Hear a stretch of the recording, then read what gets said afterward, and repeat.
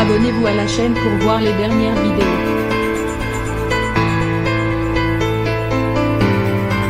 Un accident qui a tout fait basculer. Le 29 décembre 2013, Michael Schumacher était victime d'un grave accident de ski. Depuis, l'état de santé du coureur automobile demeure secret. Son épouse, Corinna Schumacher, veille en effet à ce qu'aucune information ne soit communiquée sur la réalité de l'état dans lequel se trouve l'ancien coureur de Formule 1.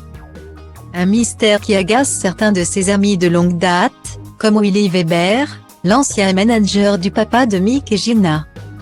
J'aimerais savoir comment il se porte et lui serrer la main ou lui caresser le visage.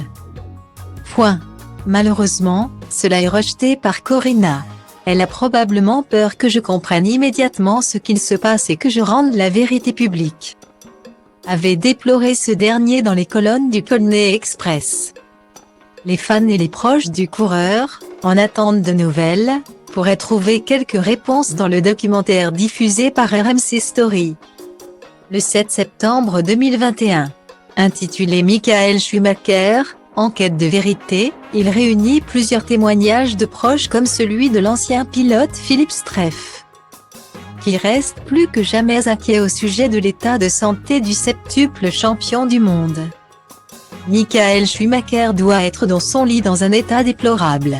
Il paraît qu'il a perdu beaucoup de kilos, a-t-il déclaré, comme le révèlent en exclusivité nos confrères de Gala. Certain que Michael Schumacher est dans le pire état que l'on puisse imaginer. Philippe Streiff se montre très dur. Je ne vois pas l'intérêt de garder un mari ou un père dans un état comme ça, a-t-il déclaré. Des propos corroborés par Eric Ridré, neurochirurgien. Selon lui, les médecins qui ont pris en charge le coureur automobile n'ont pas pris les bonnes décisions et n'ont pas agi assez rapidement afin de sauver toutes ses facultés. Il fallait agir tout de suite. À mon avis, on a attendu trop longtemps avant de l'opérer. Quand vous laissez passer trop de temps, vous allez détruire des substances cérébrales, a-t-il affirmé. Si les chirurgiens de l'époque ont tant hésité avant de l'emmener au bloc opératoire, c'est parce qu'ils étaient inquiets d'opérer une telle star, selon le même neurochirurgien. Schumacher, c'est quand même un personnage assez fameux, a-t-il précisé. L'opération visant à sauver la vie de Michael Schumacher n'aurait démarré que 2 heures après son accident.